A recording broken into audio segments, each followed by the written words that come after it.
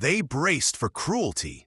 In the ruins of Germany, whispers had spread like wildfire that American soldiers were wolves, merciless and eager for revenge. German women who found themselves marched into captivity carried those stories like weights on their shoulders. They expected fists, hunger, humiliation, everything their propaganda had warned them about. For many, stepping into American custody felt like stepping into a darkness worse than the ruins they had left behind. But the darkness never came. Instead, something utterly ordinary and yet astonishing awaited them. Guards did not strike. Orders were firm but not cruel. And then came the strangest of commands. Line up for showers.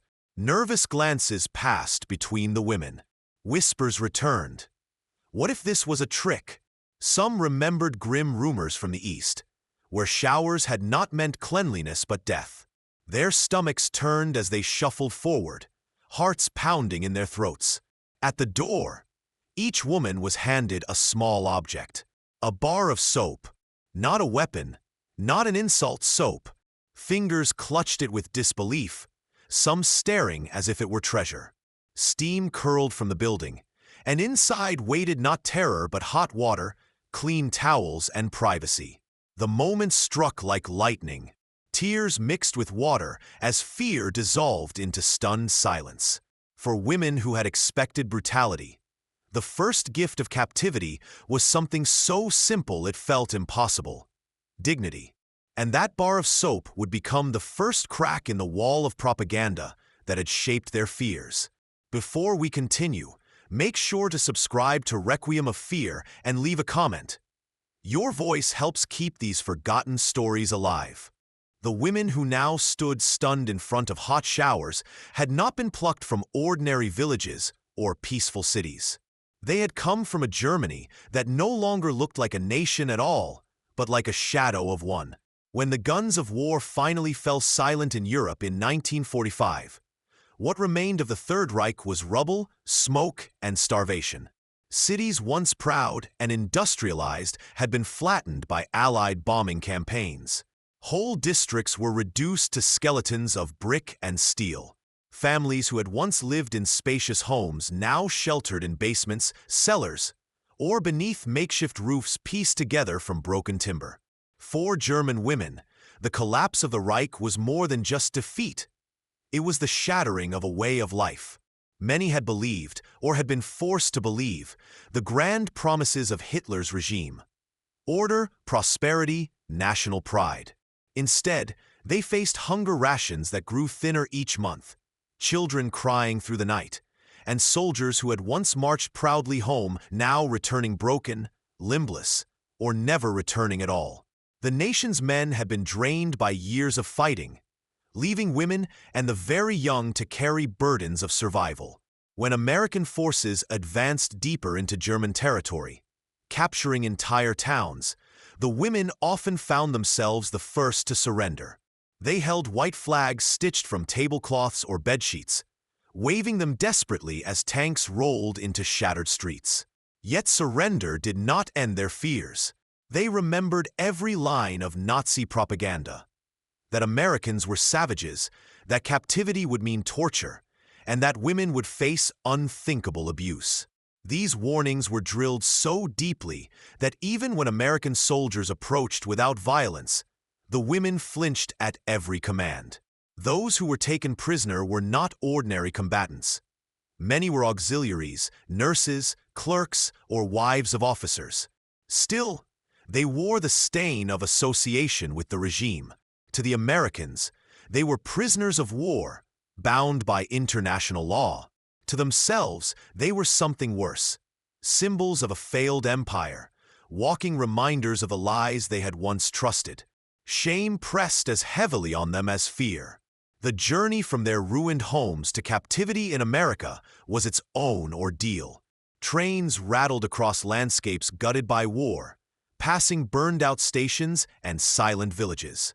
Through the slats of train cars, women watched children scavenge through garbage heaps and old men stumble over debris. Every sight reminded them of what Germany had lost. Food was scarce, clothing threadbare, and disease ran rampant. Many women carried lice, infections, and the hollow eyes of malnutrition by the time they reached processing centers.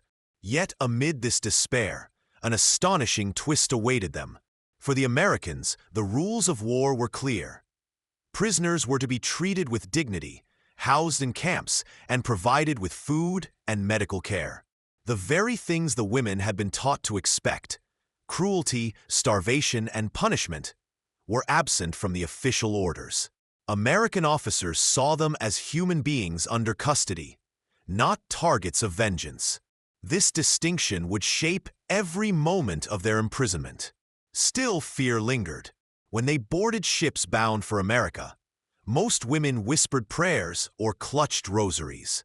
They imagined themselves crossing an ocean into exile, vanishing into a land where they would never again be seen or remembered.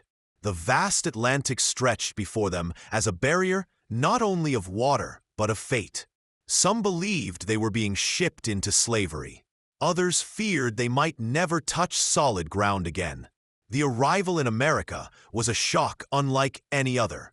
Compared to the desolate ruins of Germany, American ports gleamed with industry and abundance. Ships crowded harbors, warehouses overflowed with goods, and soldiers moved with confidence rather than desperation. For women who had grown used to empty shelves and bomb craters, the sight of cities untouched by destruction was almost incomprehensible. America was not starving, not broken, not shattered by endless war. It was thriving. That contrast deepened the confusion in their minds. How could a people with so much show mercy to those who had been their enemies? As the camps took shape and daily routines began, the women carried this question with them like a wound. They had stepped out of a Germany that had been consumed by fire and into an America that had remained whole. Between those two worlds lay their own fragile existence. Captives, yet treated with more dignity than they had thought possible. The weight of propaganda still whispered in their ears, telling them that cruelty must come sooner or later. But already, cracks were appearing in that story. The soap, the showers, the orderliness of their arrival, all suggested something else entirely. And so the stage was set. The journey into captivity had begun with despair, carried across an ocean of uncertainty, and ended in a land that seemed too abundant to be real. But the true transformation was only beginning. Soon, they would learn that America's greatest weapon was not its guns or its tanks, but its ability to shatter expectations through simple, human gestures. For days, the women had traveled in silence, clutching what little they owned and preparing themselves for the worst. When they reached the camp, many expected to be herded like cattle into dark cells, stripped of what dignity they had left. The barbed wire, the watchtowers, and the armed guards confirmed every fear whispered to them on the journey. They braced themselves for cruelty, believing it was only a matter of time before the Americans revealed their true nature. Then came the unexpected order. It was simple, almost casual. Line up for showers. The phrase was ordinary in English, but to German ears it carried a sinister echo. Many had heard the rumors from the East, where prisoners were sent to showers that did not wash but killed. That fear, planted deep by propaganda and hearsay, surfaced instantly. Some women exchanged glances heavy with dread. Others whispered frantic prayers, and more than a few believed this was the end. The line moved forward slowly. At the entrance, each woman was handed something small and rectangular. It was soap. They stared at it as if it were a riddle. Soap was a luxury in ruined Germany, where even clean water had become scarce. To hold it now felt like holding treasure, yet suspicion shadowed every thought. Could this be part of the trick? Was the soap only bait for some darker fate? Inside the building, steam rose into the air. Pipes hissed, drains gurgled, and the sharp scent of disinfectant mixed with warm mist. One by one, the women entered, clutching their bars of soap tightly. Instead of guards barking orders or punishments, They found rows of shower heads releasing hot water. Real water, clean, plentiful, and scalding enough to sting skin that had known only cold buckets for years. The reaction was not uniform. Some burst into tears the moment the water touched their faces. Others froze, waiting for the pain or poison they had convinced themselves would follow. A few laughed hysterically, unable to believe the absurdity of the situation. In those first minutes, the showers were more than hygiene.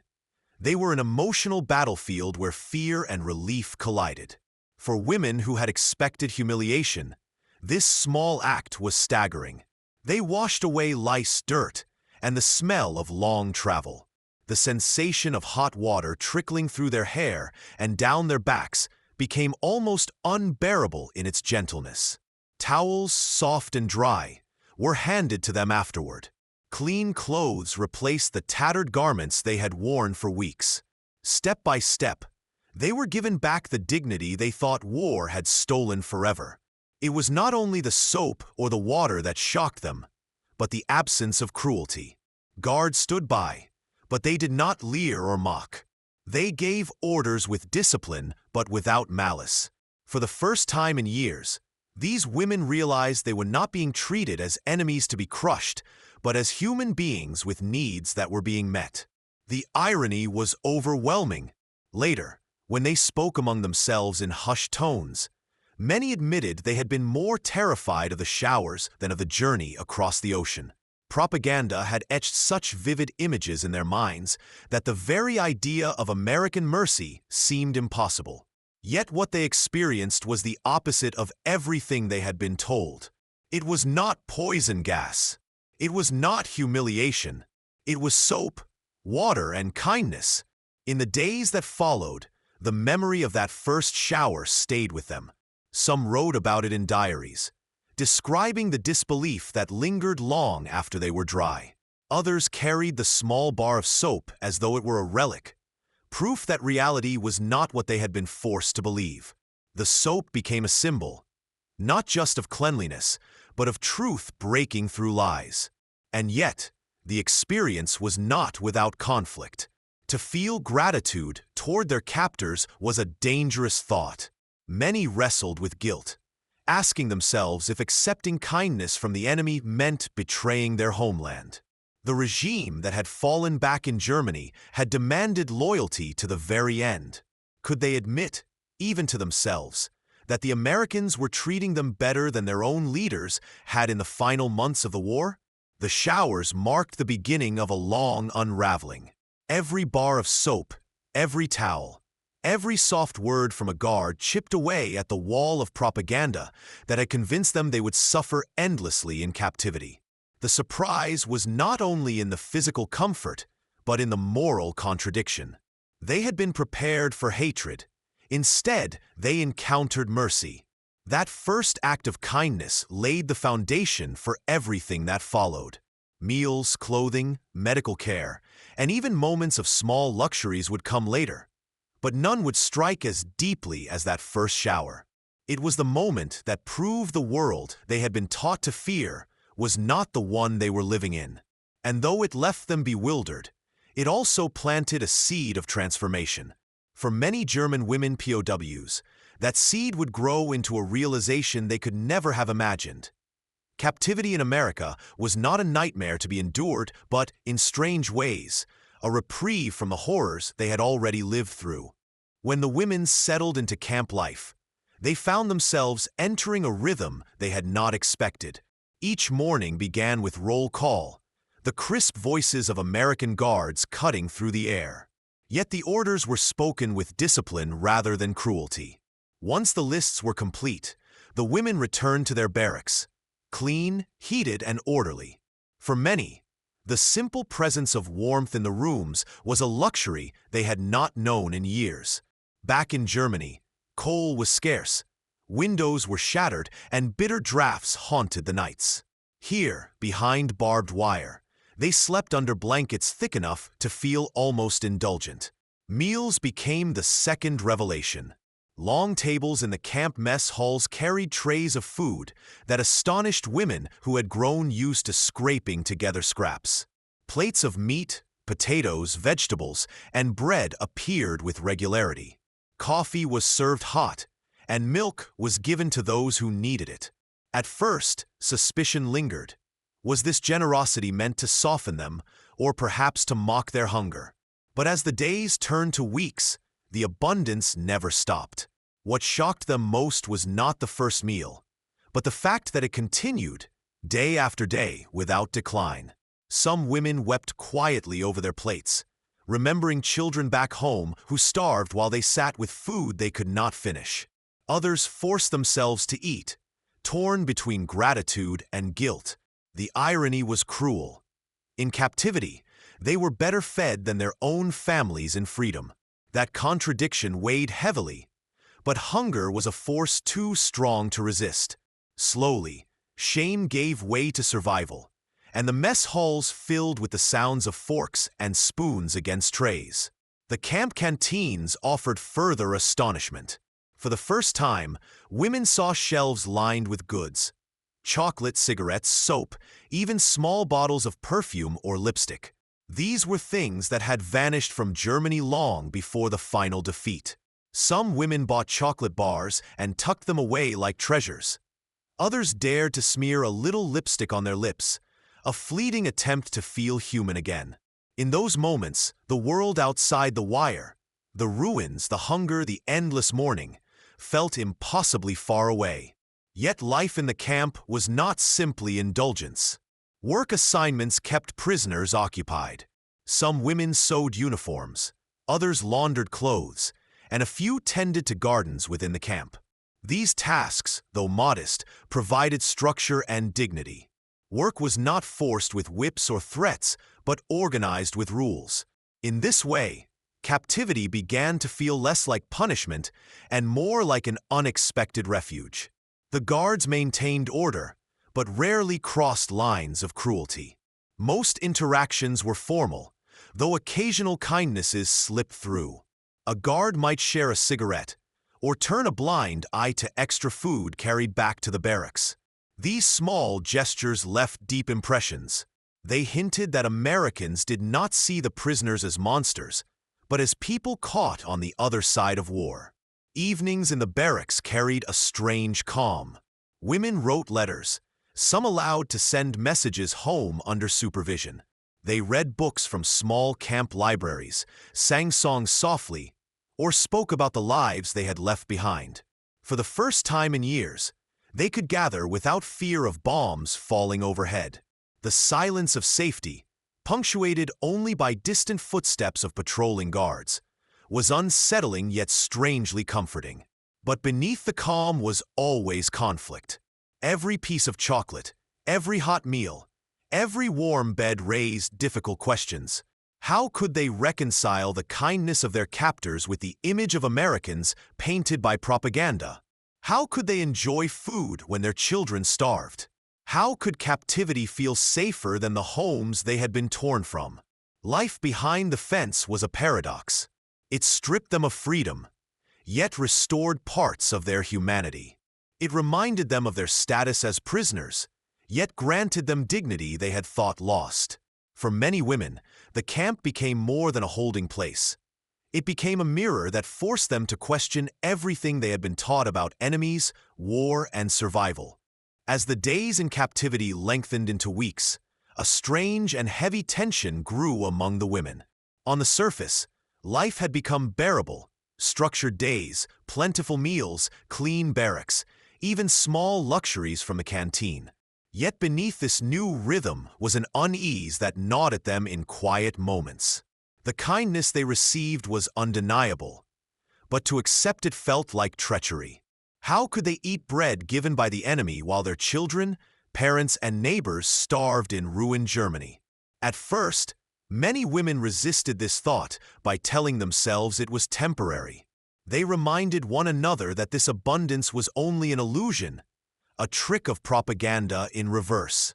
Surely, the Americans were softening them before revealing their cruelty. But as weeks turned into months, the cruelty never came. The food remained, the guards stayed disciplined, and the routines did not collapse into punishment. What unsettled them most was not the brutality they had expected, but the absence of it. Shame began to settle like dust. Some women avoided looking at their plates too long, as though every piece of bread carried the weight of betrayal. Others spoke in hushed tones about family left behind. Hungry mothers, thin-faced children, husbands still unaccounted for. These stories poisoned their moments of comfort, transforming each meal into a reminder of what others did not have. Letters, when they came, deepened the conflict. Some women were permitted to receive carefully censored notes from home. The words painted grim pictures: shortages of food, disease spreading in ruined towns, despair over lost fathers and sons. Reading such letters by the light of camp lamps, women often wept, torn between sorrow for their families and guilt that they themselves were clean, fed, and alive. The contrast was unbearable. Diaries from this period reveal the contradictions vividly. One woman described biting into an apple, so fresh and crisp it seemed unreal, only to imagine her younger brother searching through rubble for scraps. Another wrote of receiving soap and perfume, yet being unable to enjoy them because she could still smell the ash of her destroyed hometown. These were not luxuries. They were reminders of what was lost and of who was suffering in their place. Even their own reflections became a source of shame. After weeks in captivity, many women began to look healthier than when they had arrived. Their cheeks filled out, their hair regained luster, their eyes lost the hollow gaze of starvation. The mirror betrayed them. They could see their bodies healing while their minds still clung to the ruins of Germany. The irony was cruel. They were recovering in captivity while their families weakened in freedom. The propaganda they had once believed in clashed violently with their lived reality. They had been told Americans were monsters. Instead, they were treated with a dignity that exceeded what their own leaders had offered in the final years of the war. That contradiction shattered old beliefs, but it also left a void. If the enemy was not truly the monster, then who was? Many began to turn their anger inward, blaming the regime that had promised them glory and delivered only destruction. Still, not all accepted this shift easily. Some clung to loyalty out of habit or fear, insisting that the Americans' kindness was a disguise. They whispered warnings that betrayal would come eventually, that cruelty was inevitable. Yet as the seasons changed and the care continued, those whispers grew weaker. Reality was harder to ignore than rumor. The psychological conflict became the true prison. The fences and guards were visible, but it was the war inside their own minds that trapped them most. To be grateful was to risk betraying their homeland. To reject kindness was to deny the very relief they desperately needed. Every act of care, the food, the clothes, the showers, became a reminder of this impossible balance. Over time, some women learned to accept both truths at once. They allowed themselves to eat without guilt, to rest without fear, while still mourning those they had left behind. Others could not resolve the tension, and they carried it silently, their eyes always lowered, their words few. The camps had become places of paradox. Behind barbed wire, they were fed, sheltered, and healed. Beyond the wire, their nation starved, mourned, and collapsed.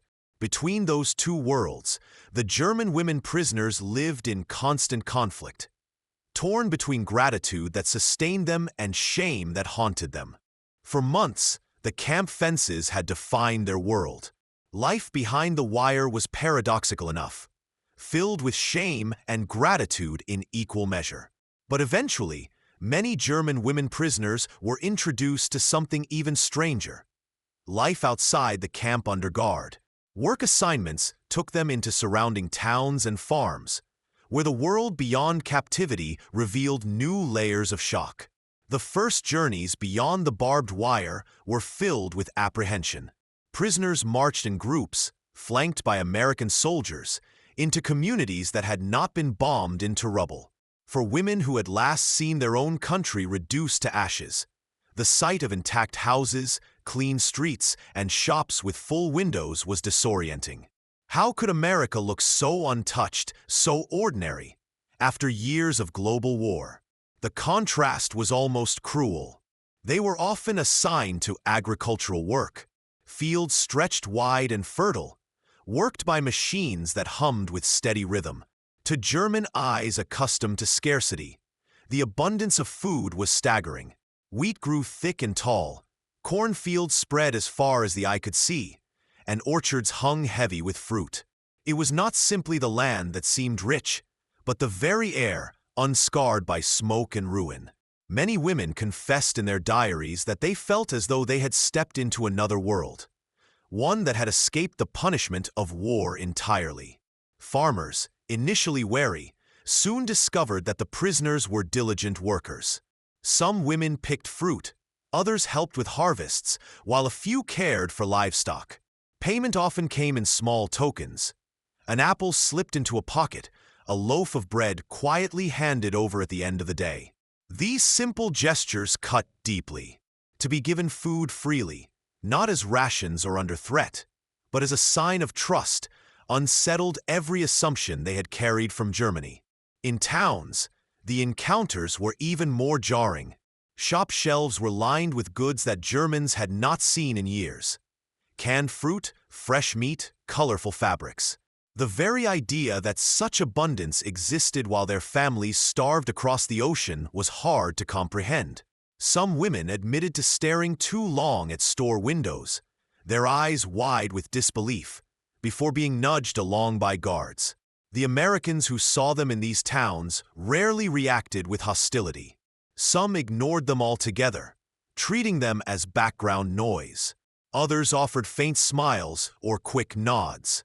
Occasionally, children approached curiously, whispering questions to their parents about who these women were. The absence of hatred was perhaps the most bewildering detail. They had been told Americans would despise them, yet here they were, tolerated, and at times treated with simple courtesy. This civility, more than anything, exposed the depth of the propaganda they had once believed. The enemy was not snarling or vengeful. He was a farmer handing them bread, a shopkeeper who did not spit at their presence, a soldier who walked beside them without cruelty. Each day outside the camp walls chipped away at the myths that had bound their minds. Yet these excursions also deepened their inner turmoil. Some women described feeling more imprisoned outside the fences than within them. To see a land thriving in peace, while knowing their homeland lay in ruins, filled them with bitterness. They were alive, fed, and clothed, yet powerless to change the suffering of those they loved. America's abundance was both a gift and a torment. At night, back in the barracks, they spoke in low voices about what they had seen. The conversations often circled back to the same questions. How had Germany been reduced to rubble while America remained whole? Why had their leaders promised victory while hiding the truth of the enemy's strength? And most painfully, why had they been told to expect monsters, only to find themselves confronted with decency? Over time, these work assignments became routine, but the impact never dulled. Each journey outside reminded them that the war had not destroyed every land, only theirs. Each act of civility reminded them that hatred was not universal, and each small kindness, a piece of fruit, a smile, a moment of trust, left marks deeper than chains ever could. This different kind of freedom forced the women to face the sharpest contradiction yet. That captivity could sometimes feel less cruel than the freedom waiting for them in Germany. Inside the camps, they were safe, fed, and slowly recovering. Outside, they glimpsed a world that proved everything they had been taught was a lie. Between those two realities, the women began to understand that the greatest prison they carried was not made of barbed wire, but of beliefs crumbling in the face of truth. Months had passed since the women first stepped into captivity, trembling with fear of cruelty that never came. Their lives inside the camps had grown strangely ordinary. Work, meals, barracks, the occasional glimpse of America beyond the wire. Yet beneath the routines, something profound was happening. The prisoners were changing, not just in body but in spirit. The same women who had arrived sickly, starving, and terrified were now healthier, calmer, and even stronger than they had been in their last years of freedom in Germany. At first, the transformation showed itself in the smallest of ways. Faces once hollow from hunger now filled out with color. Hair grew thicker and shinier, nourished by steady meals. Hands that had trembled from weakness steadied with work in the fields or sewing rooms. The mirror no longer reflected victims of war, but women slowly reclaiming health. This physical recovery brought with it an unexpected and unsettling realization. Captivity was healing them. The irony was not lost on the prisoners. At night, when they spoke in hushed tones, many admitted that they were healthier in enemy hands than they had been under their own government. The Reich had promised glory and strength, but had delivered only hunger and ruin. America, the supposed enemy, was offering stability, dignity, and survival. The contradiction cut deeply. As repatriation loomed, whispers began to circulate about release dates. For some, the thought of returning home should have brought joy. Yet instead, fear rose in its place. Home meant ruined cities, empty cupboards, and endless mourning. Home meant searching through rubble for missing husbands, burying brothers who had not returned, and facing a society that no longer resembled what they had left. Compared to that, the fences of the camp felt less threatening. One woman recorded in her diary that she dreaded freedom more than she had dreaded captivity. She wrote of lying awake, listening to the silence of the camp, knowing that beyond its gates was a future of despair. Inside, she had food, safety, and a strange kind of order. Outside, she would have nothing. Another woman confided that she wished she could remain in America, not out of loyalty to her captors, but out of fear of the ruins waiting for her in Germany. This fear did not erase loyalty to their families. Longing to see children, parents, and loved ones burned fiercely. But the thought of returning to them empty-handed, with nothing to ease their suffering, filled many with dread. Some even confessed that they had grown used to the rhythm of camp life, the predictability of meals and work, the quiet nights without bombs. For women who had spent years in terror, predictability was its own form of mercy. The guards and camp officers began to notice the shift. At first, prisoners had pleaded for news of release. Now, many grew silent when the subject was raised. Some avoided the question altogether, while others masked their hesitation with forced enthusiasm. But the truth was plain. The barbed wire had become both a prison and a shield. The climax of this transformation came in the realization that propaganda had not only lied about the enemy, it had blinded them to the fragility of their own nation. They had been told that Germany was invincible, that victory was certain, that sacrifice would bring glory. Now they saw that their country had crumbled while their captors thrived. The shame of that truth was unbearable. Captivity had stripped them of illusions, and in doing so, it had made the idea of freedom terrifying. For many women, the camp became a paradoxical sanctuary. It was not home, but it was safe. It was not freedom, but it was stability. And as the day of repatriation drew closer, they realized they feared stepping back into the ruins more than they had ever feared stepping behind barbed wire. In the end, the greatest twist of their captivity was not the soap, the food, or even the kindness. It was this, that freedom itself had become the thing they dreaded most. In the end, the story of the German women prisoners was not only about captivity, it was about the collapse of illusions and the discovery of humanity in the unlikeliest of places. They had entered the camps believing the enemy would strip them of dignity, only to find that dignity returned in the simplest forms: soap, food, a bed, a measure of kindness. The very objects they had once taken for granted bread, water, a bar of soap, became symbols of truth stronger than the lies they had been taught. The paradox of their experience lingered long after the gates opened and repatriation began. Some returned to Germany healthier than when they had left, their bodies restored even as their homeland lay broken. They carried with them memories of abundance behind fences and despair beyond them. For many, it was impossible to reconcile the contradiction. They had been treated with more mercy in captivity than their own people had offered in freedom. The Americans had not needed propaganda to win their loyalty. They had shown, through small, steady gestures, that kindness could break chains as effectively as force. For the women, this realization was both liberating and devastating. It forced them to see that their fears had been shaped by lies, and that even in war, humanity could survive. When history remembers the great weapons of the Second World War, it lists tanks, planes, and rifles. Yet for these prisoners, the greatest weapon was not made of steel. It was the quiet power of soap, bread, and decency. And in their memories, that power left a mark far deeper than any bullet or bomb.